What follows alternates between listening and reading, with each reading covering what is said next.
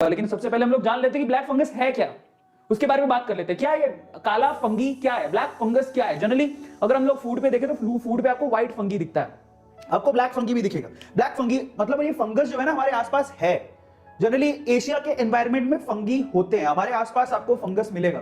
तो अभी इतनी चर्चा क्यों हो रही है, चलो जान लेते हैं। सबसे पहले तो ब्लैक फंगी जो है उसको हम लोग, ये क्या है जरा, म्यूकरमाइकोसिस भी कहते हैं इसे, आप ध्यान रखिएगा। ब्लैक फंगस को म्यूकरमाइकोसिस भी कहते हैं, ठीक है। ये इसको एक बायोलॉजिकल टर्म में ब्लैक फंगस को म्यूकरमाइकोसिस भी कहते हैं। और बेसिकली ये जो प्रॉब्लम है बेसिकली वो इस फंगस की वजह से आई है, म्यूकरमाइसीटिस, ठीक है। म्यूकरमाइसीटिस, इस वजह से ये प्रॉब्लम क्रिएट हो रही है, ठीक है। अब ये तो बायोलॉजिकल टर्म्स है, हमें ज्यादा तवज्जो नहीं रखनी है। प्रॉब्लम ये है कि हमें इसके बारे में थोड़ा डिटेल में जानना है और ये कैसे होती है उसके बारे में जानना है। तो चलो मैं आपको बताता हूं। पहले तो ये फंगस कहां पे पाया जाता है उसके बारे में जानने की बहुत ज्यादा जरूरत है। सबसे पहले तो मिट्टी में, जो गीली मिट्टी है, स्पेशली वेट गीली मिट्टी है, वहां पर आप लोगों को ये फंगस मिलेगा, प्रेजेंट होता है। गीली मिट्टी के अंदर ये फंगस आप लोगों को देखने को मिलेगा। इसके अलावा अगर आप प्लांटिंग करते हैं घर पे तो खाद के अंदर भी ये फंगस होता है, जो खाद होती है, ठीक है, उसके अंदर भी ये फंगस होता है, ऑलरेडी होता है। इसके अलावा यहां पर गौर करिएगा, अगर आप फ्रूट्स मंगाते हैं, वेजिटेबल्स मंगाते हैं, जो फ्रूट्स और वेजिटेबल्स बेसिकली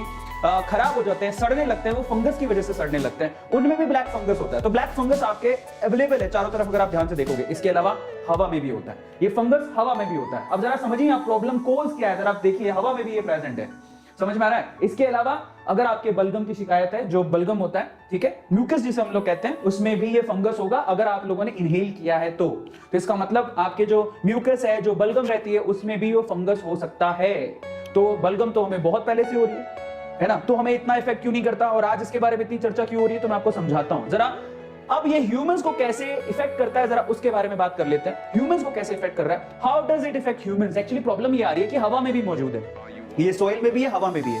और अगर आप लोगों ने मास्क नहीं लगा रखा और गलती से वो फंगस आपने इनहेल कर लिया, स्पेशली देखो ये जो प्रॉब्लम है ना, ये नॉर्मल लोगों के लिए नहीं है जिनकी इम्यूनिटी स्ट्रांग है। इसलिए बार बार बोला जाता है कि अपनी इम्यूनिटी स्ट्रांग करने के लिए ऐसा फूड कंज्यूम करो जो आपकी इम्यूनिटी को अंदर से स्ट्रांग करे। ज्यादातर सिट्रस फूड आपको इसलिए खाने को बोले जाते हैं ताकि आप लोग क्या करें, अंदर ही अंदर अपनी इम्यूनिटी को स्ट्रांग करें, है ना। तो जो जिनकी अंदर की इम्यूनिटी स्ट्रांग है, जो नॉर्मल सिचुएशन में, उनको इतना खतरा नहीं है, क्योंकि फंगस तो पहले से ही हवा में था, मिट्टी में था।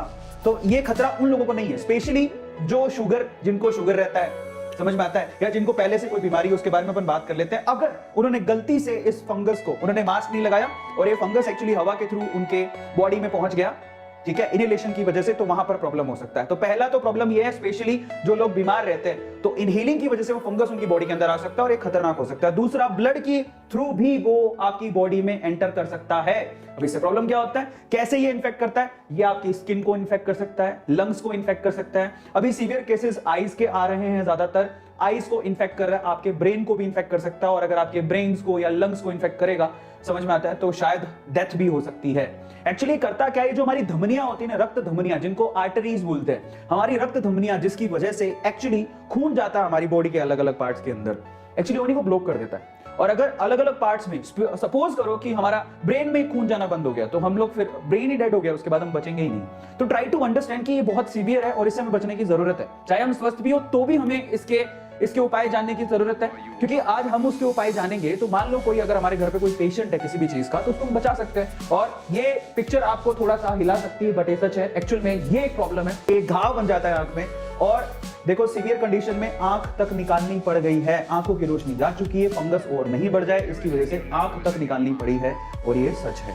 तो जरा आप ध्यान से समझिएगा, इसलिए हमें जानने की बहुत ज्यादा जरूरत है।